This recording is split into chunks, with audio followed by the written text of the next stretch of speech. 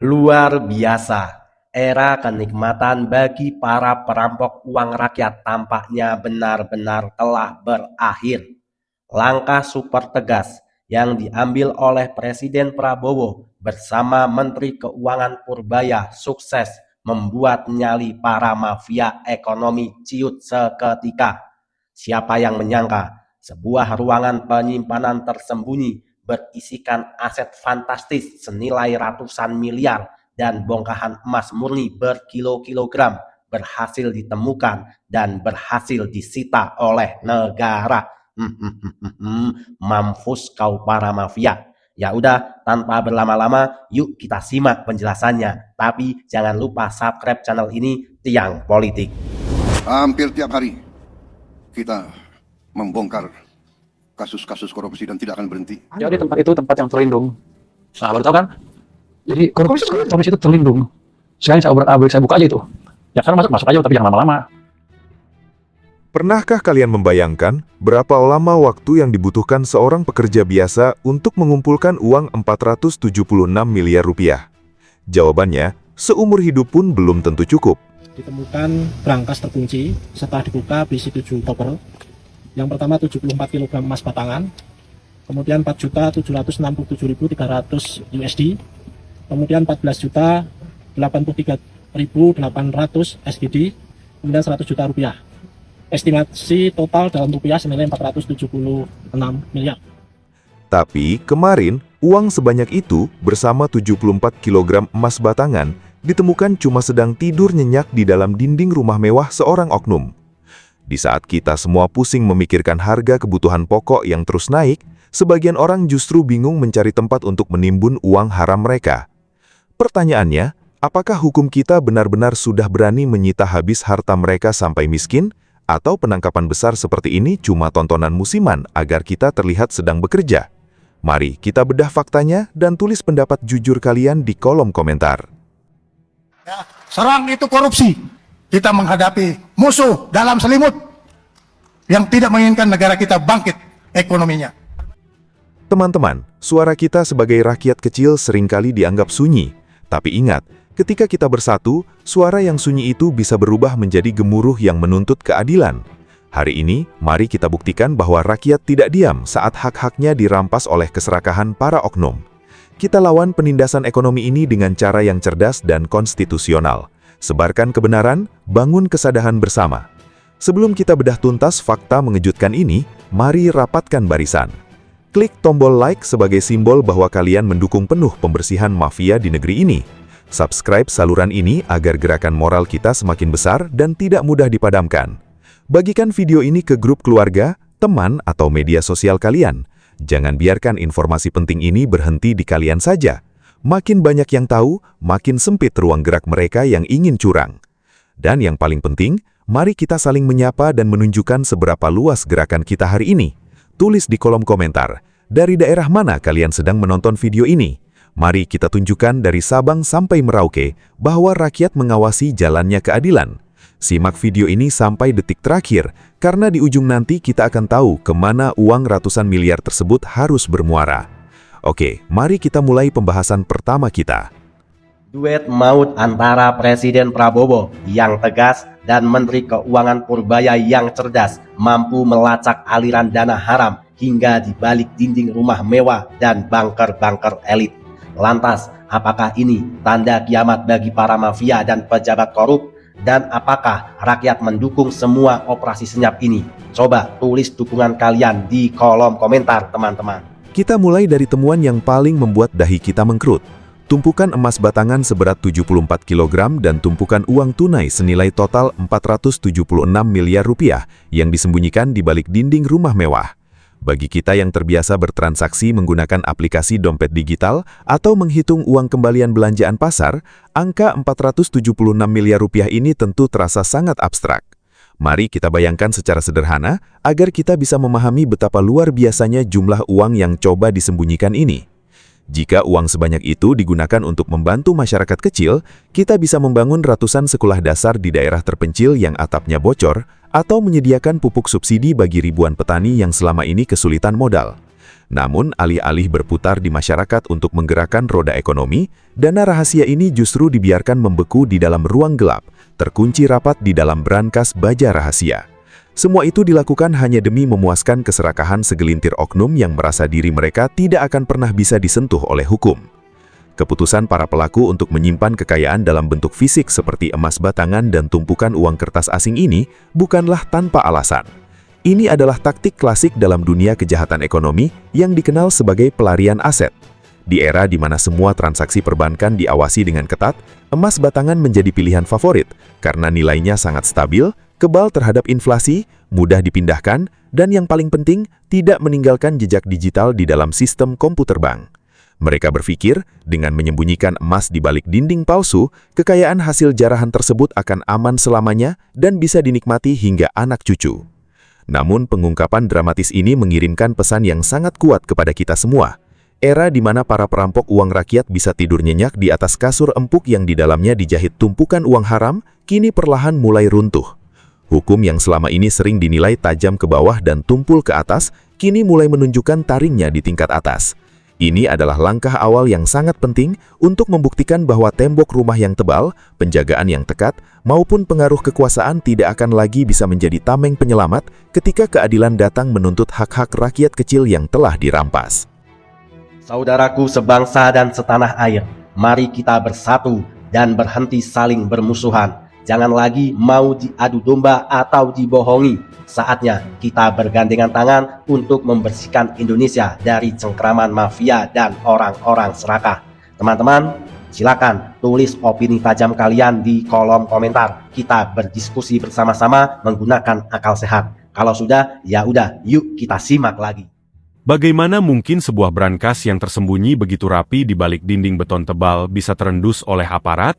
Jawabannya bukan karena faktor kebetulan semata. Semua ini terjadi karena adanya perubahan besar dalam strategi perburuan aset di tingkat tertinggi negara kita. Kita sedang melihat sebuah kolaborasi yang sangat rapi antara keberanian politik dan kecanggihan teknologi keuangan. Di satu sisi, kita memiliki komando yang tegas dari Presiden Prabowo Subianto yang memberikan jaminan bahwa tidak ada lagi tempat perlindungan bagi siapapun yang merugikan negara. Di sisi lain, kita melihat peran cerdas dari Menteri Keuangan Purbaya yang bertindak sebagai arsitek di balik layar dalam memetakan arah aliran dana tersebut. Jika kita ibaratkan dalam sebuah pertempuran, Presiden adalah ujung tombak yang mendobrak pintu besi pertahanan para mafia, sementara Menteri Keuangan adalah sistem radar super canggih yang mendeteksi di mana tepatnya pintu besi itu disembunyikan. Di masa lalu, para pelaku kejahatan ekonomi selalu merasa selangkah lebih maju, karena mereka menggunakan teknologi modern dan jaringan global untuk menyembunyikan uang mereka.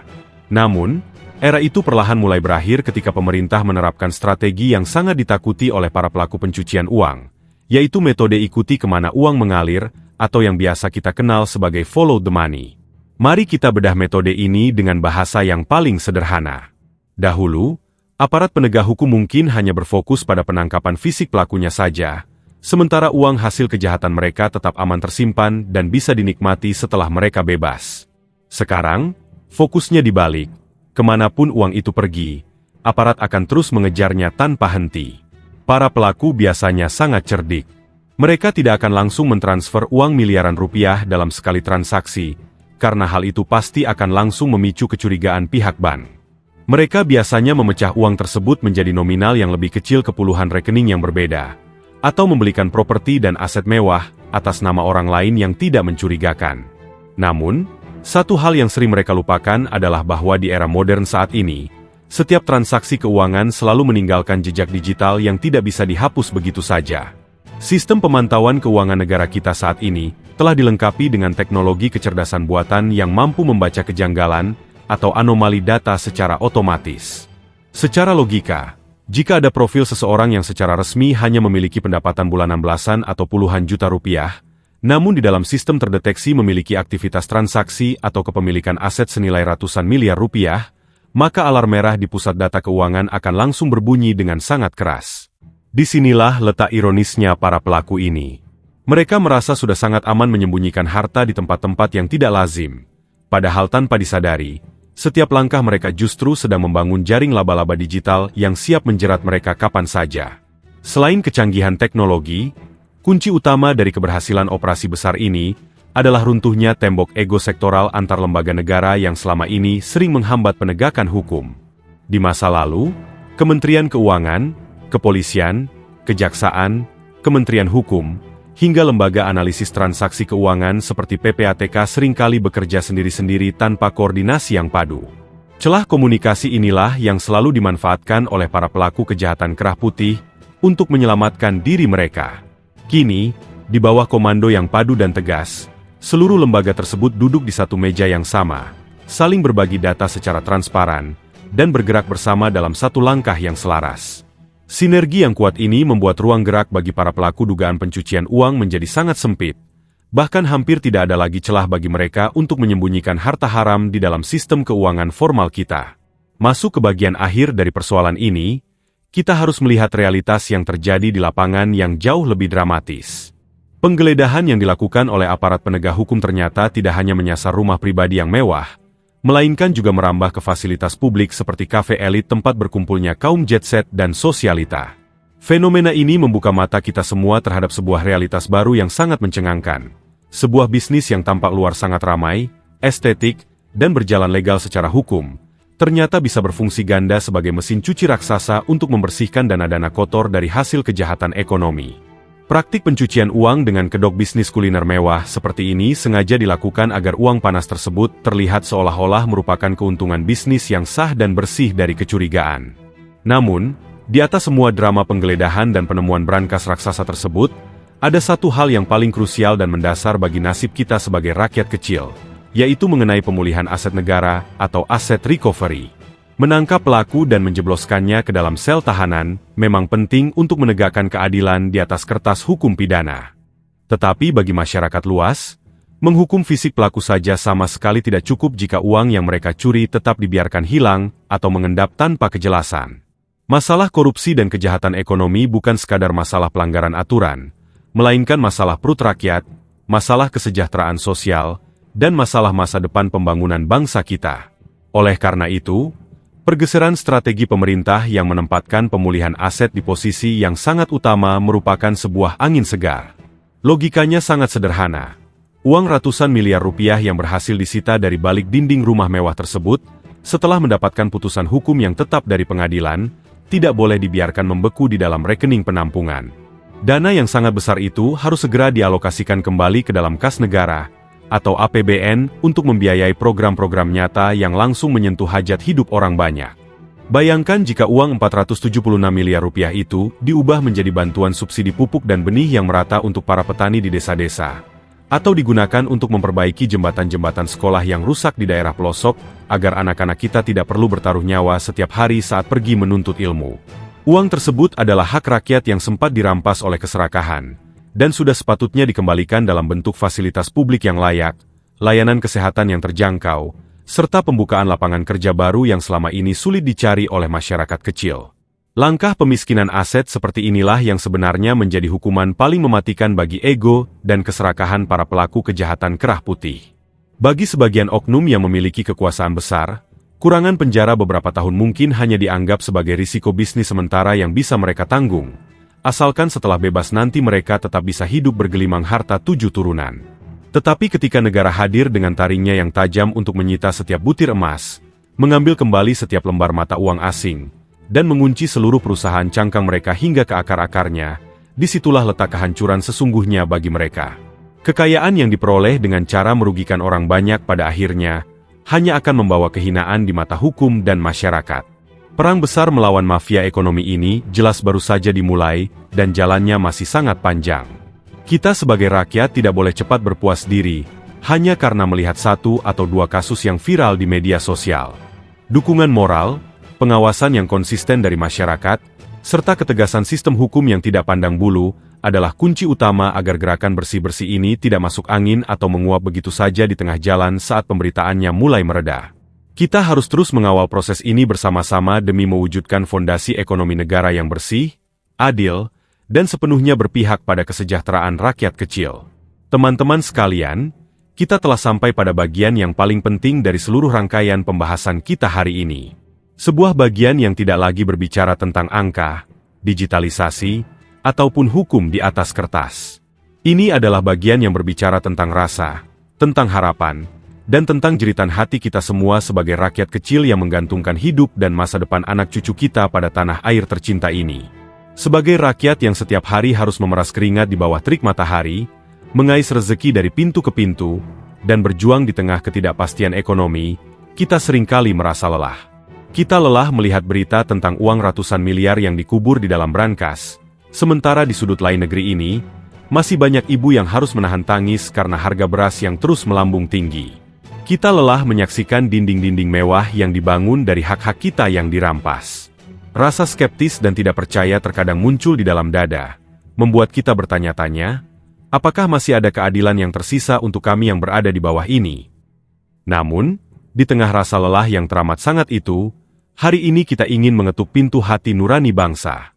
Kami, rakyat kecil, menolak untuk menyerah pada rasa putus asa. Di dalam lubuk hati yang paling dalam, kami masih sangat ingin percaya. Kami ingin percaya dengan sepenuh jiwa bahwa di antara deretan gedung-gedung tinggi pemerintahan, di antara kursi-kursi empuk kekuasaan, masih ada para pejabat yang bersih. Masih ada pemimpin yang saat mengenakan pakaian dinasnya, yang mereka ingat adalah wajah anak-anak kelaparan di pelosok desa, bukan bagaimana cara mempertebal kantong pribadi mereka. Kami ingin percaya bahwa ketulusan, kejujuran, dan rasa takut kepada Tuhan Yang Maha Esa belum sepenuhnya punah dari sanubari para pemangku kebijakan di negeri ini. Harapan terbesar kami sebagai rakyat kecil saat ini sangatlah jelas dan tidak muluk-muluk. Kami sangat merindukan sebuah hari di mana keadilan tidak lagi menjadi barang mewah yang hanya bisa dibeli oleh sekeranjang uang dolar atau kilauan emas batangan. Oleh karena itu, dari Sabang sampai Merauke, kami menyuarakan satu keinginan yang sudah sangat mendesak. Kami ingin pemerintah bersama seluruh jajaran legislatif mampu dan berani untuk segera mengesahkan undang-undang perampasan aset. Bagi kami yang awam ini, undang-undang tersebut adalah senjata pamungkas yang paling kami tunggu-tunggu. Kami ingin melihat sebuah sistem hukum yang tidak hanya bisa menghukum fisik pelaku dengan kurungan penjara, tetapi sebuah hukum yang memiliki taring untuk mengejar, menyita, dan mengambil kembali setiap rupiah, setiap jengkal tanah, dan setiap butir emas yang diperoleh dari cara-cara yang tidak sah. Kami ingin para pelaku kejahatan ekonomi itu gemetar, bukan karena takut sel penjara yang dingin, melainkan karena mereka tahu bahwa seketika mereka berbuat curang, mereka akan dimiskinkan seketika itu juga kembali ke titik nol. Dengan disahkannya undang-undang tersebut, kami bermimpi melihat Indonesia yang bersih, Indonesia yang benar-benar bebas dari cengkeraman mafia dan lingkaran setan korupsi yang selama ini menggerogoti tiang-tiang penyangga ekonomi bangsa kita. Namun, teman-teman, perjuangan besar ini tidak akan pernah bisa terwujud jika kita yang berada di bawah ini dengan mudah dipecah belah. Kita tahu, para mafia dan oknum-oknum korup itu memiliki 1001 cara untuk menyelamatkan diri mereka. Dan salah satu taktik tertua yang paling sering mereka gunakan adalah memecah belah perhatian rakyat. Mereka ingin kita saling serang. Mereka ingin kita sibuk berdebat tentang hal-hal remeh. Mereka ingin kita saling curiga antar suku, ras, agama, maupun pandangan politik, agar fokus kita teralih dari agenda besar pembersihan korupsi ini. Oleh karena itu, untuk seluruh elemen masyarakat, untuk seluruh penonton dari berbagai daerah yang tadi sudah menyapa di kolom komentar, mari kita tetap bersatu. Jangan pernah mau diadu domba oleh kepentingan-kepentingan sesaat yang sengaja diciptakan untuk melemahkan kekuatan kita. Kita harus sadar bahwa penderitaan akibat korupsi tidak pernah memilih korbannya berdasarkan latar belakang. Ketika jembatan rusak, ketika sekolah roboh, ketika lapangan kerja sulit dicari, seluruh rakyat kecil dari latar belakang apapun akan merasakan dampak kepedihan yang sama. Persatuan kita adalah benteng pertahanan terakhir yang dimiliki oleh bangsa ini. Ketika rakyat bersatu dan cerdas dalam mengawasi jalannya pemerintahan, maka ruang gerak bagi para perampok uang rakyat akan tertutup rapat dengan sendirinya. Di akhir video ini, dari ruang digital yang kecil ini, mari kita haturkan sebuah pujian dan doa yang tulus dari lubuk hati kita untuk beliau, para pemimpin, para pejabat, dan para aparat penegak hukum di lapangan yang hingga hari ini masih teguh menjaga integritasnya. Untuk para pemimpin yang tangannya tetap bersih dari suap, yang hatinya tetap bergetar mendengar keluhan rakyat, dan yang keberaniannya tidak goyah oleh ancaman atau tekanan para mafia ekonomi. Ya Tuhan yang Maha Kuasa, jagalah para pemimpin kami yang bersih. Karuniakanlah kepada mereka kesehatan yang prima, umur yang panjang, dan kekuatan lahir batin yang tak tergoyahkan. Lindungilah mereka beserta keluarga mereka dari segala tipu daya dan niat jahat orang-orang yang merasa terganggu oleh tegaknya keadilan. Berikanlah mereka keberanian yang berlipat ganda untuk terus melangkah maju mendobrak segala bentuk kebatilan di negeri ini. Semoga setiap peluh dan kerja keras yang mereka korbankan demi kemaslahatan rakyat kecil menjadi ladang pahala yang mengalir tiada putus. Teman-teman, mari kita tutup perjumpaan kita hari ini dengan keyakinan baru. Harapan itu masih ada, dan masa depan Indonesia yang bersih bukan lagi sekadar impian di siang bolong jika kita semua berkomitmen untuk terus mengawal, mengawasi, dan bergerak bersama dalam harmoni persatuan. Terima kasih sudah menyimak video ini hingga detik terakhir. Tetap jaga kesehatan, tetap jaga persatuan, dan sampai jumpa pada pembahasan penting berikutnya. Merdeka! Ya, panik. Pasti para mafia lagi pada panik, nggak bisa tidur nyenyak, teman-teman. Teman-teman, setelah kita mendengarkan penjelasan yang panjang tadi, silakan tulis opini tajam kalian di kolom komentar. Tapi harus diingat, teman-teman, jangan mencaci maki siapapun, gunakan bahasa yang baik, kita jangan memprovokasi siapapun, kita harus bersatu, kita tunjukkan bahwa netizen Indonesia adalah netizen yang budiman. Teman-teman, sekarang saatnya kita beropini dan berdiskusi, tentunya menggunakan akal sehat. Tapi sebelum itu, mari kita ngopi dulu, teman-teman. Alhamdulillah. Teman-teman, melihat gebrakan penangkapan dan pembongkaran berangkas rahasia senilai ratusan miliar rupiah baru-baru ini, kita menyaksikan sebuah titik balik yang sangat penting bagi sejarah penegakan hukum di Indonesia. Teman-teman, kasus ini bukan sekedar tentang angka uang yang fantastis, melainkan tentang runtuhnya mitos bahwa orang kaya dan berkuasa bisa kebal dari jeratan hukum. Sekarang teman-teman, siapapun mereka, siapapun backing di belakangnya, kalau berani-berani main dan mencuri hak rakyat, berani korupsi, pasti akan ditindak tegas oleh Presiden Prabowo yang tidak pandang bulu. Teman-teman, langkah ini membuktikan bahwa negara benar-benar hadir untuk melindungi hak-hak rakyatnya. Teman-teman, strategi baru pemerintah yang berfokus pada memiskinkan koruptor melalui penyitaan seluruh aset ilegal mereka adalah langkah yang sangat tepat. Teman-teman, bagi para mafia, dihukum penjara mungkin hanya risiko bisnis yang bisa mereka lalui. Tetapi merampas kembali seluruh harta jarahan mereka dan mengembalikannya ke kas negara adalah hukuman yang sesungguhnya.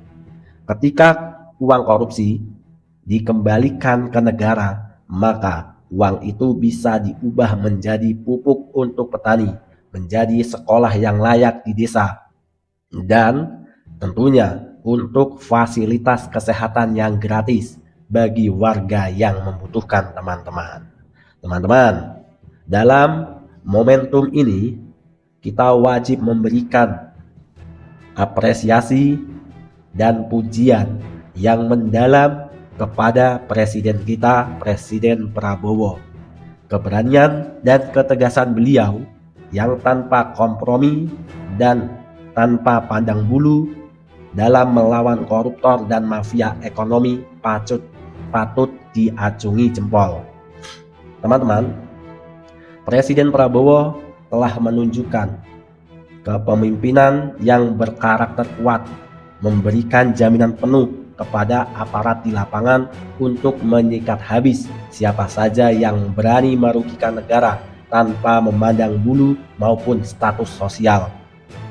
Sikap keras beliau ini memberikan rasa keadilan yang selama ini dirindukan oleh rakyat kecil seperti kita, teman-teman. Teman-teman, namun perjuangan ini tidak bisa diserahkan kepada presiden dan jajaran pemerintahannya saja. Para mafia ekonomi memiliki jaringan yang luas dan modal yang besar untuk melawan balik. Oleh karena itu teman-teman, inilah saatnya bagi kita semua dari ujung barat Sumatera hingga pelosok timur Papua, dari masyarakat perkotaan hingga warga di pelosok desa untuk merapatkan barisan. Teman-teman, mari kita gaungkan semangat persatuan nasional. Jangan biarkan perbedaan-perbedaan kecil memecah belah kita. Karena musuh nyata bangsa ini adalah mereka yang merampas kesejahteraan rakyat demi keserakahan pribadi. Ini oleh karena itu teman-teman, ketika seluruh rakyat Indonesia bersatu ikut mengawasi dan mendukung penuh pembersihan ini, maka tidak akan ada lagi tempat yang aman bagi para tikus-tikus berdasi di negeri ini. Bersama kita kuat, bersatu kita bisa membawa Indonesia menuju masa depan yang lebih bersih, adil, dan makmur teman-teman. Teman-teman, channel ini Tiang Politik.